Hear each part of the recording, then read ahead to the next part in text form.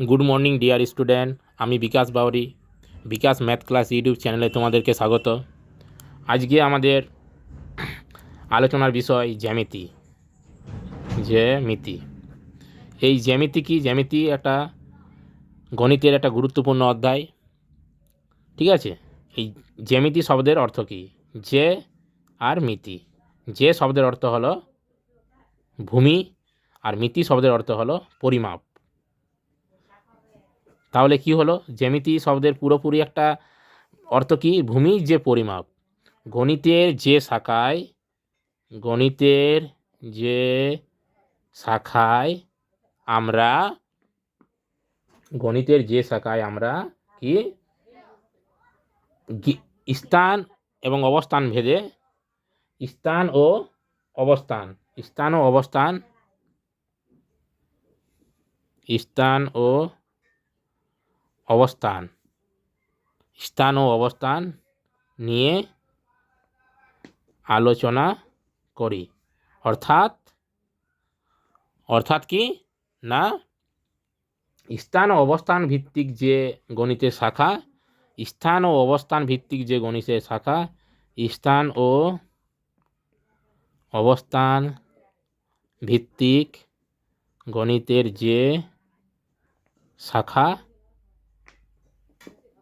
সেটাই জ্যামিতি। তাহলে জ্যামিতি অর্থাৎ ভূমির পরিমাপ।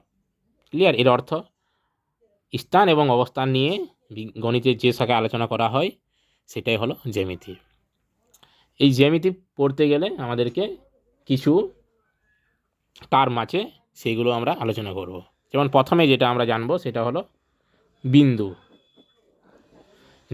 প্রথমে সেটা হলো বিন্দু। বিন্দু কি না, এই যে একটা বিন্দু, এটা বিন্দু। তাহলে এর আমি সংজ্ঞা কীভাবে বলবো? এর সংজ্ঞা কি? এর শুধুমাত্র একটা কি আছে, এটা একটা জ্যামিতিক চিত্র। প্রথমে আমি কী বলবো? এটা একটা জ্যামিতিক, কারণ জ্যামিতির মধ্যে বিন্দু একটা পার্ট। তাহলে এটা একটা জ্যামিতিক চিত্র যার দৈর্ঘ্য প্রস্থ উচ্চতা কিছু নেই, শুধুমাত্র কি আছে, একটা অবস্থান, মানে এই জায়গায় আছে এর অবস্থান। তাহলে বিন্দু বলতে আমরা কি বুঝি? বিন্দু হলো একটা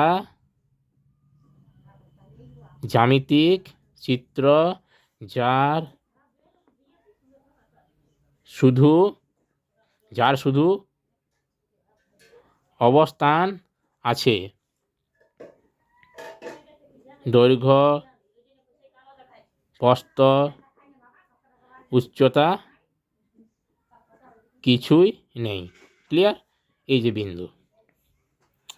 2 নম্বর কি না, রেখা। 2 নম্বরে কি পড়বো আমরা? রেখা। তাহলে আমার এই একটা বিন্দু, এই বিন্দুটা ধরো চলছে। তাহলে যদি আমি এই বিন্দুগুলোকে সবগুলোকে আমি একটা একই একটা দাগ দিয়ে আমি মানে করি, মানে বেঁধে দিই আর সুতো দিয়ে, ধরো মনে করো এই পথে দিয়ে যাচ্ছে। অর্থাৎ রেখা আমরা কি বলতে পারি? যে বিন্দু চলার পথকে আমরা রেখা বলি। বিন্দু চলার পথকে আমরা রেখা বলি। এই যে রেখা, বিন্দু চলার পথকে, সেটা বিন্দুটা এভাবে যেতে পারে, তাহলে এই তীর চিহ্ন দিয়ে লিখলাম। অর্থাৎ কি বলতে পারি? বিন্দু চলার পথটাকে আমরা রেখা বলতে পারি, যার কি আছে, শুধু দৈর্ঘ্য আছে, প্রস্থ বা উচ্চতা কিছু নেই। আর কি, যেহেতু এর নির্দিষ্ট কোনো প্রান্ত বিন্দু নেই, তাই আমরা ইচ্ছে মতো একে উভয় সাইডে আমরা কি করতে পারি? বাড়াতে পারি। তাহলে এর বৈশিষ্ট্য যদি আমি বলি, কি বলবো প্রথমে? যে তাহলে বিন্দু চলার যে পথ সেটাই হলো রেখা। এর বৈশিষ্ট্য যদি বলি, তাহলে শুধু কি আছে, একটা রেখা, শুধুমাত্র কি আছে, একটা দৈর্ঘ্য আছে। 2 নম্বরে কি? প্রস্থ বা উচ্চতা নেই। ক্লিয়ার? 3 নম্বরে কি? প্রান্ত বিন্দু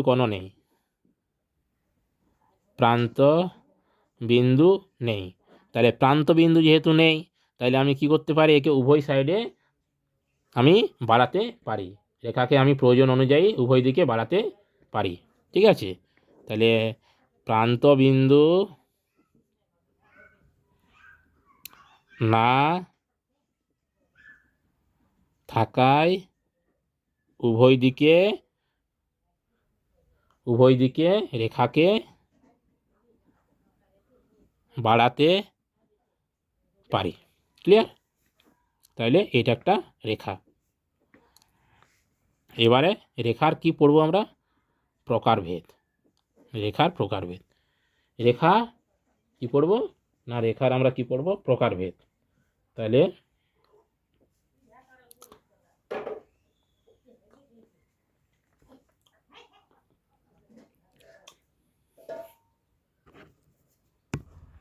তাহলে রেখার প্রকারভেদ। রেখাকে আমরা প্রধানত 3 ভাগে ভাগ করি।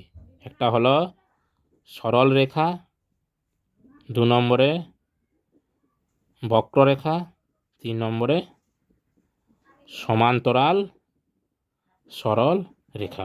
তাহলে কি? সরল রেখা, বক্ররেখা আর সমান্তরাল সরল রেখা। সরল রেখা কি? সরল রেখা কি মানে কোনটা সরল রেখা? না, যে রেখা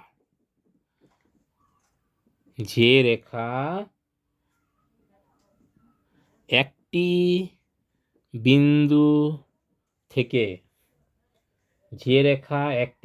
থেকে অন্য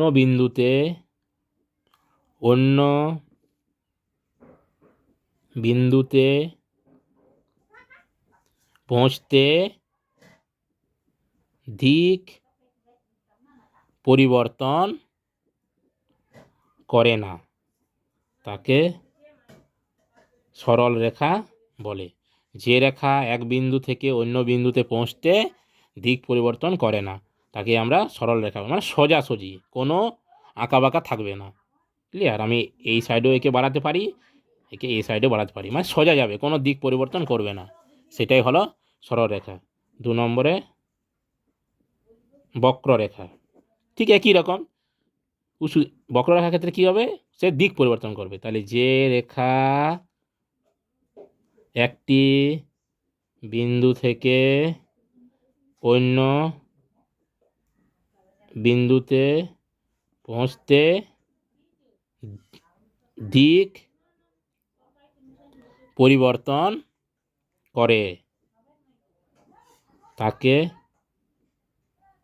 বক্ররেখা বলে। ক্লিয়ার? তাহলে সরলরেখা মানে এক বিন্দু থেকে আরেক বিন্দু যাবে, সে দিক পরিবর্তন করবে না। বক্ররেখা মানে কি? একটা বিন্দু, দুটো বিন্দু, তাহলে এই বিন্দু থেকে এই বিন্দু যেতে সে দিক পরিবর্তন করবে, এরকম এইভাবে বক্র, মানে বক্রভাবে যাবে, সেটাকে বলা হয় বক্ররেখা। ক্লিয়ার? দিক পরিবর্তন, একবার এই সাইডের দিক, একবার এই সাইডের দিক, এবার এই সাইডে হচ্ছে, এবার এই সাইডে, এইভাবে সে যাচ্ছে, সেটা হলো বক্ররেখা। 3 নম্বর সমান্তরাল সরল রেখা। সমান্তরাল সরলরেখা আমি সেই সরলরেখাগুলোকেই বলবো। সমান্তরাল সরলরেখা আমি যে সরলরেখাগুলোকে বলবো সেইগুলোকে বলবো যাদেরকে আমি যদি অসীম পর্যন্ত তারা এমন সমান্তরাল সরলরেখা, দুটো এমন সরলরেখা যাদেরকে যদি আমি উভয় দিকে বর্ধিত করি, তাহলে তারা অসীম দূরত্বে গিয়েও কখনোই তারা পরস্পরকে কি করবে না? ছেদ করবে না। ক্লিয়ার? তারা কখনোই পরস্পরকে ছেদ করবে না। অর্থাৎ এই একটা সরলরেখা, এই একটা সরলরেখা। ক্লিয়ার? দুটো সরলরেখা পরস্পরকে যদি আমি এই সাইডে যদি বাড়াই, এই সাইডে এদেরকে যদি বাড়িয়ে দিই, তাহলে তারা কখনোই কিন্তু পরস্পরকে ছেদ করবে না। ক্লিয়ার? তাহলে দুটো সরলরেখা সমান দূরত্ব বজায় রেখে যদি তাদেরকে আমি বাড়াই, তাহলে তারা কখনোই পরস্পরকে ছেদ করবে না। তাহলে সমান দূরত্ব বজায় রেখে যদি দুটি রেখাকে অসীম পর্যন্ত বাড়ায়, তবে তারা কখনোই পরস্পরকে কি না ছেদ করবে না, তখন সেই সরলরেখাগুলোকে আমরা কি বলবো? সমান্তরাল সরলরেখা বলবো। ক্লিয়ার? মানে সমান্তরাল সরলরেখা কখনোই পরস্পরকে ছেদ করে না। সেটা আমার এভাবেও হতে পারে উলম্ব। উলম্ব মানে কি? ভূমিটা আমার কেমন থাকে? এইভাবে থাকে। তাহলে ভূমির সাথে যখন ভূমির মতন থাকে সেই সব জিনিসকে অনুভূমিক কথার অর্থ হচ্ছে ভূমির মতন। আর ভূমি আমার এইভাবে থাকে, তাহলে ভূমির মতন যদি কোনো কিছু থাকে, যেমন এই পেনটা আমার এইভাবে আছে, এটা হচ্ছে অনুভূমিক পেনটা আছে আমার অনুভূমিকভাবে। যদি ভূমির সাথে আমার এইভাবে থাকে, দাঁড়িয়ে থাকে, তখন সেটা হলো উলম্ব মানে ভূমির সাথে লম্বভাবে দাঁড়ানো। ক্লিয়ার? এই যে যেমন উলম্বভাবে আছে, অনুভূমিক আর উলম্ব। ক্লিয়ার? নেক্সট, এরপর রেখাংশ। কি না? রেখাংশ কথাতেই বোঝাচ্ছে রেখাংশ মানে রেখার অংশ। তাহলে রেখাংশ কাকে বলবো আমরা? না, রেখাংশ হলো রেখার একটি অংশ। রেখাংশ হলো রেখার একটা অংশ,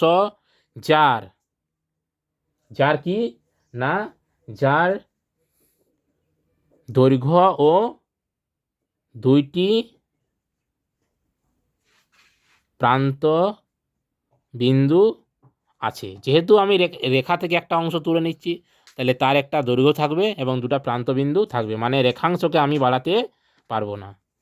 তাহলে এটা যদি আমার একটা রেখা হয়, রেখাকে আমরা উভয় দিকে বাড়াতে পারি। তাহলে এই পার্টটা, এইখান থেকে এই যে পার্টটা, এই পার্টটাকে আমি বলবো এই যে এটা একটা প্রান্তবিন্দু, এটা প্রান্তবিন্দু। এইখান থেকে এই অবধিকে বলবো, মানে এই রেখার একটা অংশ, এটাকে বলবো আমি রেখাংশ। এটা একটা বলবো আমি রেখাংশ। ক্লিয়ার? নেক্সট, রশ্মি। রশ্মি কি? এটা একটা জ্যামিতিক চিত্র। তাই রশ্মি হলো একটা জ্যামিতিক চিত্র, ঠিক আছে, যার নির্দিষ্ট দৈর্ঘ্য নেই কিন্তু প্রান্তবিন্দু আছে। তাহলে রশ্মি হলো এমন একটি জ্যামিতিক চিত্র যার কি আছে না, যার দৈর্ঘ্য নেই কিন্তু প্রান্ত বিন্দু আছে। মানে কি রকম? এই যে একটা প্রান্ত বিন্দু দিলাম, কিন্তু দৈর্ঘ্য নেই, মানে একে বাড়াতেও আমি পারি। এটা হলো রশ্মি। ক্লিয়ার? এটা হলো কি না, রশ্মি। ঠিক আছে, এটা হলো আমার রশ্মি। ঠিক আছে, এরপর বিন্দু যে আমরা পড়েছি, বিন্দুর কিছু ভাগ। একটা হচ্ছে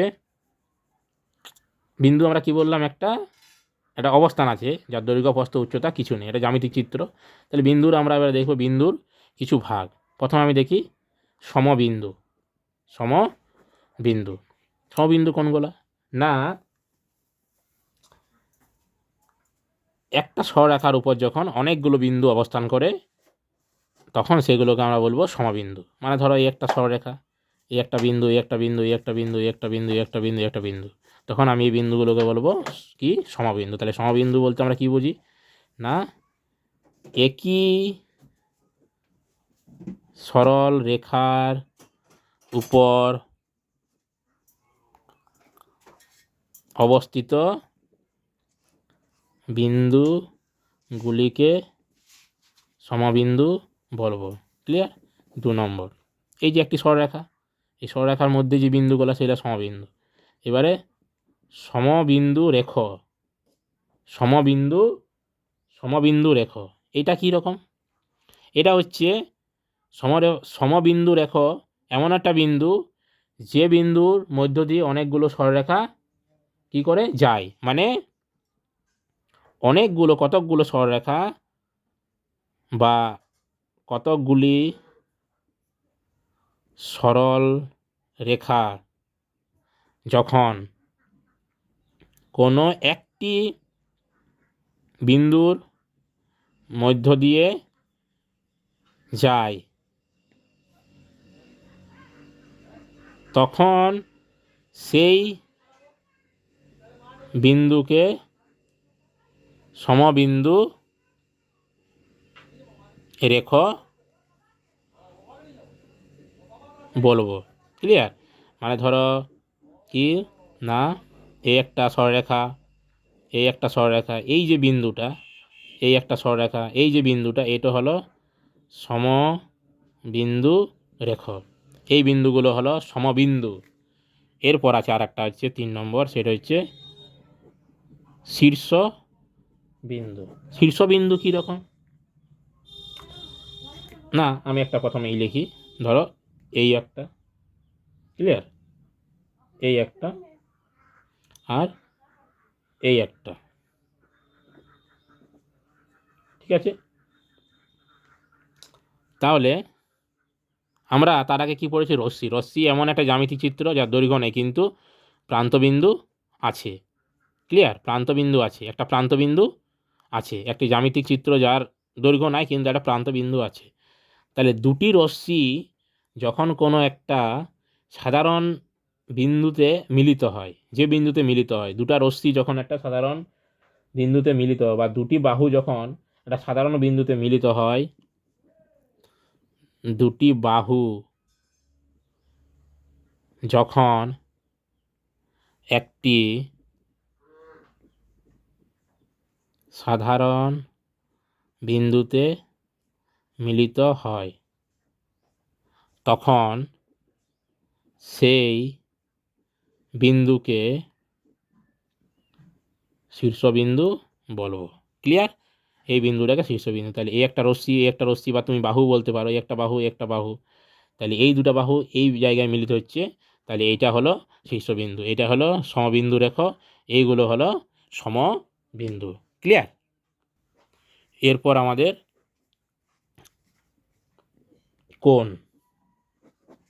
বিন্দু হলো, এবারে কোণ। কোণ কি না,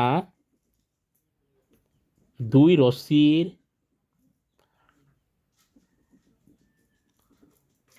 প্রান্তবিন্দু পরস্পর মিলিত হলে মিলিত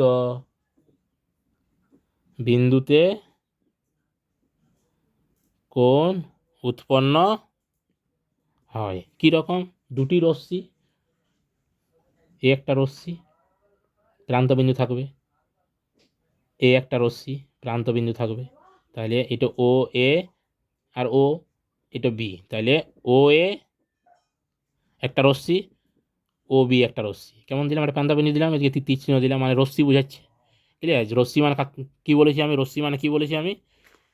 রশ্মি মানে আমি কী বলি? রশ্মি হলো এমন একটা জ্যামিতিক চিত্র যার দৈর্ঘ্য নেই কিন্তু একটা প্রান্তবিন্দু আছে, তাহলে প্রান্তবিন্দু। ঠিক একই রকম। তাহলে এই যে দুটো রশ্মি যে জায়গায় মিলিত হয়েছে, মিলিত হওয়ার ফলে কি, এই যে পার্টটা এইভাবে এলো আর এইভাবে কোণ, এইভাবে এসে এইভাবে, এই যে কোণের মতন একটা তৈরি হলো, এটাই হচ্ছে কোণ। তাহলে কোণকে আমরা জ্যামিতিকে 3টে অক্ষরের মাধ্যমে লিখি। কোণের চিহ্ন হচ্ছে এইভাবে লিখি, নিচের যে রশ্মিটা থাকবে সেটা ভূমির সাথে, নিচের যে রশ্মিটা সেটা থাকবে ভূমিতে একটা, আর একটা রশ্মি থাকবে এইভাবে, মানে কোণের মতন দুটো রশ্মির সমন্বয়। দুটো বাহু হতে পারে, দুটো বাহু হতে পারে, দু সরলরেখা হতে পারে, এইভাবে কোণটা তৈরি হয়। এবং কোণকে আমরা 3টে লেটার দ্বারা চিহ্নিত করি। যখন আমরা কোণ বলবো যে এই কোণটা লিখো, নামকরণ করো, তখন আমরা কীভাবে লিখবো? হয় এই হাত থেকে শুরু করবো, এ ও বি, বা বি ও এ। ক্লিয়ার? তাহলে কোণের চিহ্ন দিলাম এ ও বি, বা কোণের চিহ্ন দিলাম বি ও এ, একই কথা। ক্লিয়ার? এটা হলো কোণ। ধরো আমি একটা ছবি আঁকছি, পরে আমি পড়াবো আবার, তবু ছবি আঁকছি, এটা আমি বলে দিচ্ছি তার আগে। এটা ধরো একটা আমার কি না, এটা একটা চতুর্ভুজ, সেটা বর্গক্ষেত্র হতে পারে, আয়তক্ষেত্র হতে পারে, আমি ধরে নিলাম সেটা বর্গক্ষেত্র, বর্গক্ষেত্র। তাহলে এটা এ, এটা নামকরণ দিচ্ছি, এটা বি, এটা সি, এটা ডি। যদি বলে 4টা কোণকে আমার নামকরণ করো, তাহলে কীভাবে করবো? যদি আমি বলি এই কোণটাকে নামকরণ, দেখো দুটো বাহু, দুটো বাহু সমন্বয়ে কিন্তু কোণ তৈরি হয়, দুটো বাহু সমন্বয়ে কিন্তু কোণ তৈরি হয়। ক্লিয়ার? দুটো বাহু সমন্বয়ে কিন্তু আমার কোণ তৈরি হয়। ক্লিয়ার? দুটো বাহু সমন্বয়ে কিন্তু আমার কোণ তৈরি হয়। তাহলে যদি বলি আমি এ কোণটাকে যদি আমি বলি চিহ্নিত করো, তাহলে কীভাবে লিখবো? জ্যামিতিক যে এই যে ABCD মাধ্যমে আমি কেমনভাবে লিখবো এই কোণটাকে? তাহলে কেমনভাবে লিখবো? দুটো বাহু, কোন কোন দুটি বাহু? আগে বাহু জানতো, বাহু কি? বাহুকে আমরা দুটো দুটো যে ইংরেজি লেটার সেই লেটার দিয়ে আমরা চিহ্নিত করি। এই বাহু বলতে এইখান আর এই অবধি বোঝাচ্ছি, তার মানে এই বাহুটা A আর B, AB এইগুলো বাহু, দুটো লেটার দিয়ে প্রকাশ করি। বাহুকে আমরা দুটো লেটার দিয়ে প্রকাশ করি, বাহু। আর কোণকে তিনটে, কোণের চিহ্ন দেবো আর তিনটা লেটার। ক্লিয়ার? AB এই বাহুটা যদি বলি, এগুলো বাহু AB, AD এখান থেকে এ অবধি, DC, তুমি CDও বলতে পারো, এই ধার থেকেও বলতে পারো, এর কোনো ব্যাপার নেই, একই রকম। BC আর এবি বললাম, তাহলে 1 2 3 4টে বাহু, দুটো বাহুর সমন্বয়, দুটো করে বাহুর মিলিত যে তির্যকভাবে বা যেভাবে হোক যে জায়গায় মিলিত হচ্ছে, তার ফলে কোণে কিন্তু উদ্ভব হচ্ছে, তৈরি হচ্ছে। তাহলে যদি বলি এই কোণটাকে আমি প্রকাশ করবো, তো কীভাবে প্রকাশ করবো? এই কোণটাকে কোণের চিহ্ন দিলাম BA, যে কোণটাকে যেটাকে আমি প্রকাশ করব সেই অক্ষরটা মাঝে থাকবে। তাহলে BAD বা DAB একই কথা, একটা এই কোণটাই প্রকাশ হলো। 2 নম্বরে যদি আমি এটাকে রাফের মধ্যে রাখছি, এটা এক্সট্রা একটা পার্ট। যদি আমি এই কোণটাকে প্রকাশ করি, তাহলে কেমন প্রকাশ করব? তাহলে দুটো বাহু AB আর BC এই দুটো সমন্বয়ে এই কোণটা তৈরি হয়েছে। তাহলে এই কোণটা কেমনভাবে লিখবো আমি? 2 নম্বর এই কোণটাকে ABC বা CBA, কোণের চিহ্ন CBA। ক্লিয়ার? 3 নম্বর যদি আমি এই কোণটাকে লিখি, তাহলে কীভাবে লিখবো? BCD, কোণের চিহ্ন BCD বা DCB। 3 নম্বর যদি আমি এই কোণটাকে লিখি, কীভাবে লিখব? CDA, কোণের চিহ্ন দিলাম CDA, কোণের চিহ্ন কিন্তু দিতে হবে মাস্ট, কোণের ক্ষেত্রে কোণের চিহ্ন, বা ADC। ক্লিয়ার? তাহলে বাহু শিখলে, কোণ শিখলে, বাহুকে আমরা দুটো অক্ষরের মাধ্যমে, দুটো অক্ষরের মাধ্যমে ডিনোট করব, চিহ্নিত করবো, আর কোণকে 3টে অক্ষরের মাধ্যমে। যে কোণটা বলবে সেটা মাঝে থাকবে। ওকে, তাহলে দুটি রশ্মির প্রান্তবিন্দু পরস্পর মিলিত হলে মিলিত বিন্দুতে কোণ উৎপন্ন হয়। দুটি রশ্মি বা বাহু যা বলবে তুমি, মিলিত হয়ে কিন্তু আমার কোণে তৈরি হয়। এবার দেখবো আমরা কোণের প্রকারভেদ। তাহলে কোণ কীভাবে লিখে তোমরা বুঝতে পারলে কোণকে আমরা কীভাবে প্রকাশ করছি? 3টে অক্ষরের মাধ্যমে, এইভাবে কোণের চিহ্ন দিয়ে, এগুলো কোণ। তাহলে আমার কোণের প্রকারভেদ দেখব। তাহলে কোণের যে প্রকারভেদ সেগুলো আমরা পড়ব কিন্তু। তাহলে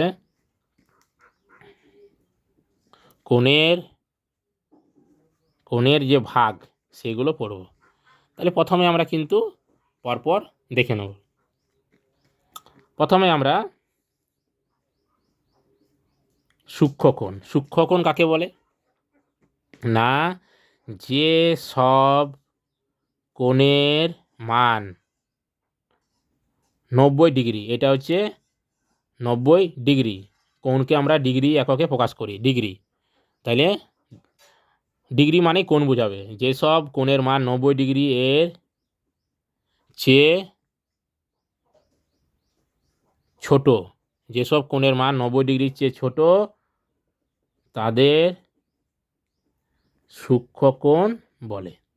একদম সহজ ভাষায়, যেসব কোণের মান 90-এর চেয়ে ছোট, 90-এর চেয়ে ছোট, তাদেরকে আমরা সূক্ষ্মকোণ বলবো। তার মানে কি? তার মানে 1 ডিগ্রি থেকে, কোণ 1 ডিগ্রি থেকে সবচেয়ে বড় সূক্ষ্মকোণ কত? 90-এর আগে। 90-এর আগে কী আছে? 89 ডিগ্রি পর্যন্ত। 89 ডিগ্রি, 1 ডিগ্রি থেকে 89 পর্যন্ত ডিগ্রি যতগুলো আছে সবগুলি হলো সূক্ষ্মকোণ 1 নম্বরে। তাহলে সূক্ষ্মকোণ 1 থেকে 89, এটা সূক্ষ্মকোণ। তাহলে সূক্ষ্মকোণের পরে কি আছে? 90। তাহলে 90, এই যে 90 ডিগ্রি হলো, একে কী কোণ বলবো আমরা? তাহলে 1 নম্বর হলো সূক্ষ্মকোণ, 2 নম্বরে এই 90 ডিগ্রি যে কোণ সেটাকে বলা হয় সমকোণ। তাহলে সমকোণ কি? যে কোণের মান 90 ডিগ্রি তাকে আমরা সমকোণ বলবো। তাহলে 90 ডিগ্রি মানে কি? সমকোণ। 90 ডিগ্রি মানে কি? সমকোণ। অনেক সময় 90 ডিগ্রি বলে না, বলে দেয় যে একটা কোণের মান 90 ডিগ্রি, মানে একটা কোণের মান সমকোণ। অপর কোণটার মান কত, মানে ম্যাথমেটিক্যাল বলে দেয়, কোনো কিছু ম্যাথ থাকবে সেখানে 90 ডিগ্রি না বলে সমকোণ ভাষাটা লেখা থাকে, তাহলে সমকোণ মানে তোমাদেরকে বুঝে নিতে হবে যে 90 ডিগ্রি। তাহলে 1 থেকে 89 সূক্ষ্মকোণ, যেই 90 হলো তার নাম হলো সমকোণ। এবার 90-এর থেকে যে বড়, 90-এর থেকে যে বড় তাকে আমরা কি বলবো? তারপরে নাম আছে স্থূলকোণ, সূক্ষ্মকোণ, এবার আছে সমকোণ, স্থূলকোণ, স্থূলকোণ। তাহলে কোণগুলোকে আমরা কয়েকটা ভাগে ভাগ করেছি, সেগুলো পরপর আমরা দেখছি। একটা সূক্ষ্ম 1 থেকে 89, যেই 90 হয়ে গেলো তার নাম সমকোণ। এবার 90-এর থেকে যে বড় সেইগুলোর কিছু একটা নাম আছে, সেটা নাম হলো স্থূলকোণ। তাহলে 90 ডিগ্রি এর চেয়ে বড় কিন্তু 180 ডিগ্রি এর চেয়ে ছোট কোণগুলিকে আমরা স্থূলকোণ বলবো। মানে কি? তাহলে 90 থেকে বড় মানে সবচেয়ে ছোট স্থূলকোণ কত? 91 ডিগ্রি। তাহলে 91 ডিগ্রি থেকে শুরু হবে, 91 থেকে কত পর্যন্ত? 180 থেকে ছোট, তাহলে 180-র আগে কত আছে? 179 ডিগ্রি। তাহলে এই যে কোণগুলো 91 থেকে 179, এই সমস্ত কোণগুলো হলো স্থূলকোণ, স্থূলকোণ। ক্লিয়ার? তাহলে 189, 179, পরে কি আছে? 180। তাহলে এই কোণটাকে কি বলবো?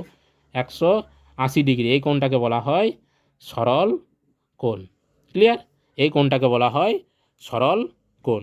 তাহলে সূক্ষ্মকোণ 1 থেকে 89, 90 যে তার নাম হলো সমকোণ, 90 থেকে বড় 180 থেকে ছোট মানে 179 পর্যন্ত সেগুলো হলো স্থূলকোণ। আর যেই 180 হয়ে গেলো তার নাম সরল কোণ।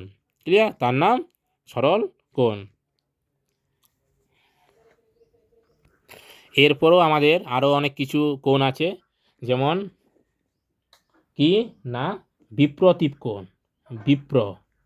বিপ্রতীপ কোণ, এই কোণটা কেমন?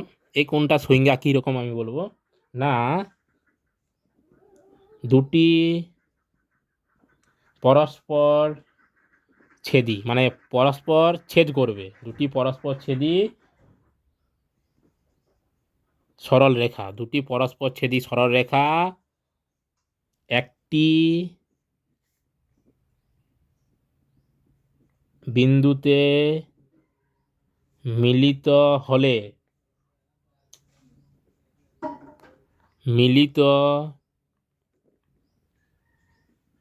বিন্দুতে যে দুই জোড়া বিপরীত কোণের উৎপন্ন হয় তাদের প্রতি জোড়া বিপরীত কোণের একটিকে অপরটির বিপ্রতীপ কোণ বলবো। কীরকম? দুটি পরস্পর ছেদি সরলরেখা মানে পরস্পরকে ছেদ করবে। ধরো এই একটা সরলরেখা, এই একটা সরলরেখা। ক্লিয়ার? তারা পরস্পরকে একটা বিন্দু ছেদ করেছে, এই বিন্দুতে ও বিন্দুতে ছেদ করেছে। ক্লিয়ার? এ বি একটা সরলরেখা আর সিডি একটা সরলরেখা। বোঝা গেল? দুটো সরলরেখা পরস্পরকে ও বিন্দুতে ছেদ করেছে, তাহলে মিলিত বিন্দুতে যে দুই জোড়া বিপরীত কোণের উৎপন্ন হয়েছে, এই যে এক জোড়া দুই জোড়া বিপরীত কোণের উৎপন্ন হয়েছে, তাদের প্রতি জোড়ার বিপরীত কোণকে মানে এর সাথে এটা এর সাথে এটা, প্রতি জোড়া বিপরীত কোণের একটিকে অপরটার বিপরীত কোণ বলা হয়।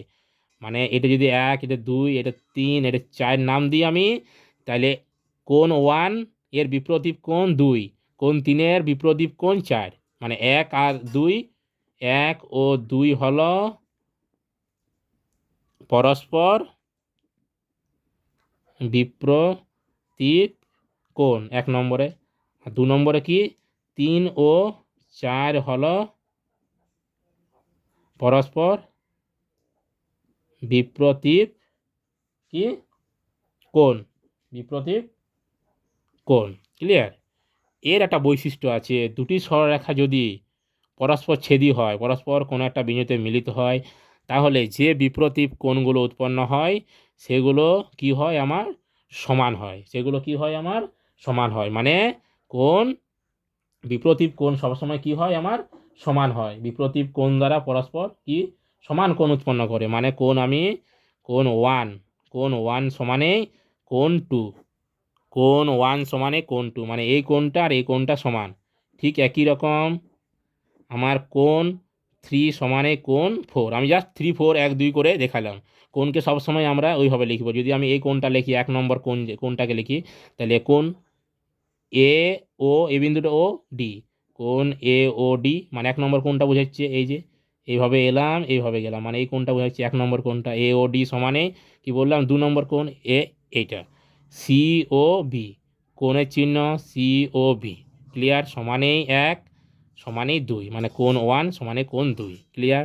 2 নম্বরে যদি আমি এই কোণটা কেমনভাবে লিখব, কোণের চিহ্ন দিলাম এ ও সি, কোণ এ ও সি সমানে কোণ ডি ও বি, এটা এই বিন্দুটা ও, এ ও ও বিন্দু, তাহলে ডি ও বি সমানে কোণ 3 কমানে সমানে কোণ 4। ক্লিয়ার? তাহলে বিপ্রতীপ কোণ আমার কি হয় না পরস্পর সমান হয়, বিপ্রতীপ কোণগুলো পরস্পর আমার সমান হয়। এরপরে আর একটা কোণ দেখব আমরা, সেটা হলো আরেকটা কোণ দেখবো, এরপর আরেকটা কোণ, সেটা হলো সন্নিহিত কোণ। কি না সন্নিহিত কোণ, এই কোণটা আবার কেমন কোণ না, একই সমতলে অবস্থিত দুই কোণের শীর্ষবিন্দু ও একই রশ্মি যদি সাধারণ হয় এবং কোণ দুটি সাধারণ রশ্মির বিপরীত দিকে অবস্থান করে, তবে কোণ দুটিকে পরস্পর সন্নিহিত কোণ বলবো। কি বললাম আমি, একই সমতলে অবস্থিত, আগে আমি ছবিটা আঁকি, একটা ছবি আঁকি, তাহলে ধারণাটা ক্লিয়ার হয়ে যাবে। ক্লিয়ার? আমি আগে একটা ছবি আঁকি, তাহলে ধরো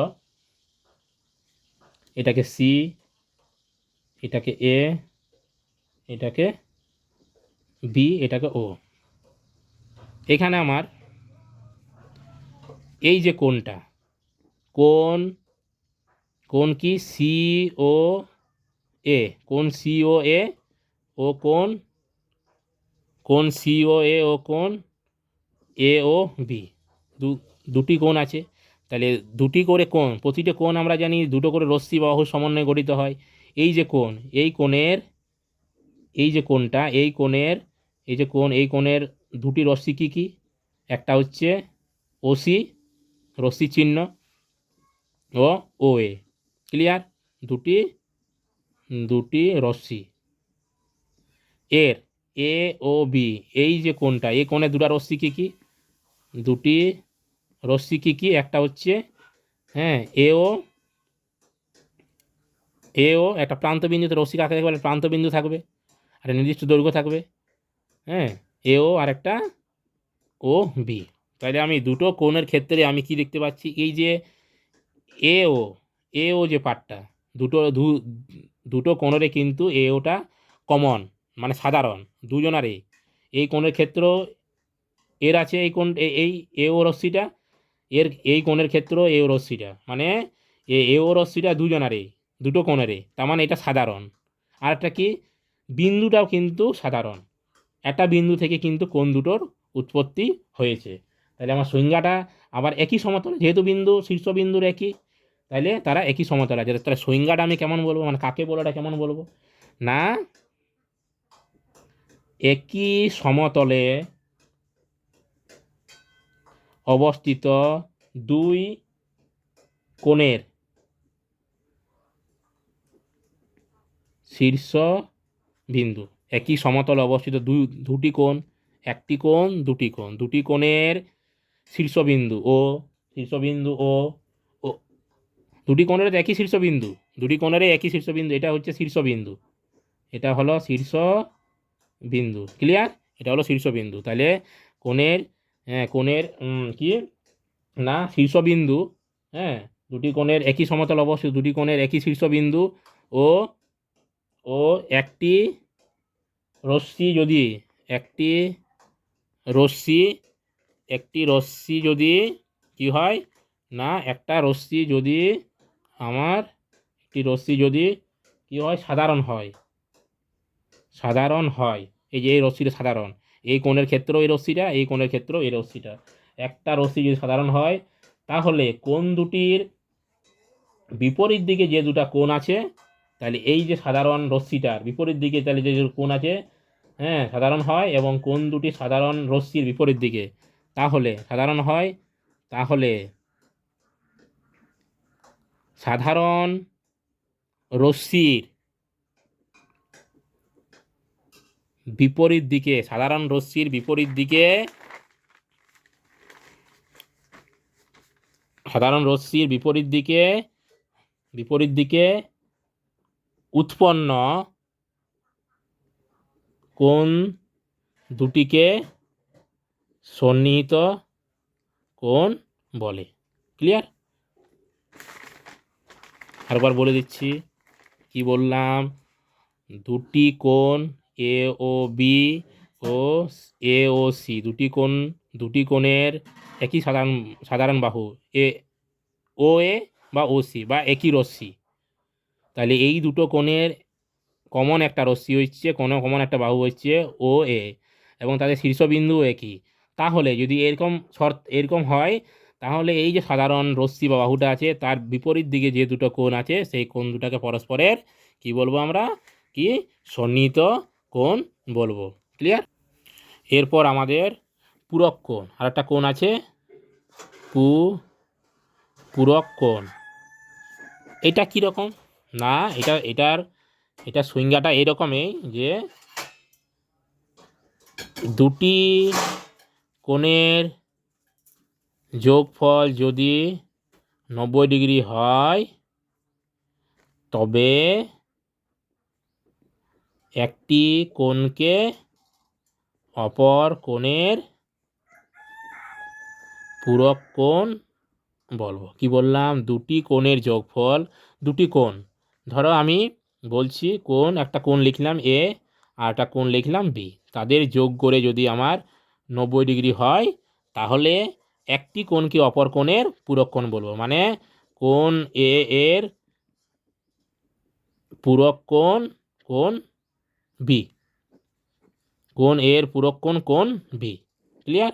এ কোণের পূরক কোণ বি, মানে দুটি কোণকে আমি যোগ করে 90 পাবো। ক্লিয়ার? তার মানে 20 ডিগ্রি কোণের পূরক কোণ কত হবে? 20 ডিগ্রি, এখানে তো এ বি আমার চলরাশি, এখানে চলরাশির মাধ্যমে ধরে নিয়েছি, আমরা জানি না, জাস্ট আমি বলেছি এই দুটো কোণ করে আমার 90 হবে। যদি আমি এটা জানি 20 তো আমার একটা মান জানা মান, তাহলে 20-র পূরক কোণ কত হবে যদি বলি, পূরক কোণ কত, তাহলে কি 20-র সাথে কত যোগ করে আমার 90 হয়, তাহলে 20 ডিগ্রির পূরক কোণ হলো কি 20 ডিগ্রি, যেহেতু দুটো কোণ যোগ করে 90 হয়, তাহলে দুটো কোণের মধ্যে যে কোনো জিনিস আমার, দুটো কোনো জিনিস যদি যোগফল দেওয়া থাকে এবং দুটোর মধ্যে যে দুটো যোগ করে হয় সেই দুটো সংখ্যার মধ্যে কোনো একটা যদি সংখ্যা দেওয়া থাকে এবং যোগফল দেওয়া থাকে, তাহলে অপর সংখ্যাটা বের করা সহজ। মানে দুটো যোগ করে হয় 90 দেওয়া আছে ধরো, আর 20 দেওয়া আছে, যে দুটো যোগ করে 90 হচ্ছে তাদের একটা দেওয়া আছে 20, তাহলে অপরটা কত, যোগফল থেকে একটি সংখ্যা বাদ দিলে অপর সংখ্যা বেরিয়ে যাবে, তাহলে 90 থেকে 20 বাদ দিলে কত হবে 70। এমনিতেও আমরা জানি যে 20 + 70 = 90 হয়, তাহলে 20 ডিগ্রি এর পূরক কোণ কত, 70 ডিগ্রি। ক্লিয়ার? 70 ডিগ্রি। ঠিক একই রকম 70-এর পূরক কোণ যদি বলে 70 ডিগ্রি এর পূরক কোণ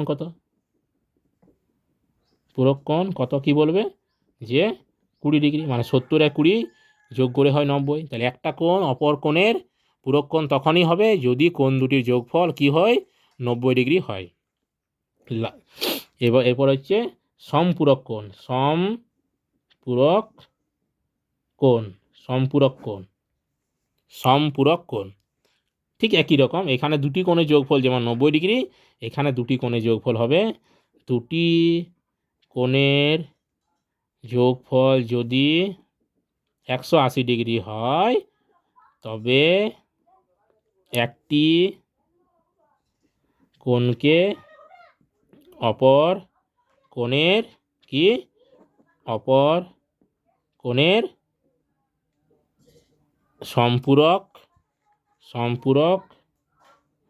কোণ বলবো, একই রকম। মানে কোণ এ প্লাস কোণ বি সমান যদি 180 ডিগ্রি হয়, তাহলে একটা কোণকে অপর কোণের আমি কি বলবো, কি সম্পূরক কোণ বলবো। ক্লিয়ার? মানে মানে ধরো আমার বলবে 30 ডিগ্রি কোণের সম্পূরক কোণ কত, তাহলে উত্তরে কি হবে, তাহলে 30-এর সাথে কত যোগ করে আমার 180 হয়, 30 আর সাথে কোনটাই যোগ করে 180 হয়, সেই কোণটাই হবে 30-এর সম্পূরক কোণ। তাহলে কী করে বার করবো আমরা, না যেহেতু দুটো কোণের যোগফল 180, তাহলে দুটো কোণের মধ্যে একটা কোণ দেওয়া আছে, আর আমরা জানি সম্পূরক কোণ মানেই সম্পূরক মানেই 180, পূরক মানেই হচ্ছে 90 ডিগ্রি। ক্লিয়ার? তাহলে সম্পূরক মানে 180, তাহলে 180 থেকে 30 বাদ দেবো, তাহলে 180 শূন্য, 3 কতই 8, 5-এ 1, 150 ডিগ্রি। তাহলে 30 ডিগ্রি কোণের সম্পূরক কোণ হচ্ছে 150 ডিগ্রি। ক্লিয়ার? এই অবধি কারো কোনো অসুবিধা নেই? আজ এই অবধি, নেক্সট ক্লাস পরের দিন। ভিডিওটা যদি ভালো লাগে লাইক করো, সাবস্ক্রাইব করো এবং নতুন নতুন ভিডিও পেতে পাশে থাকা বেল আইকনটি প্রেস করো। ধন্যবাদ।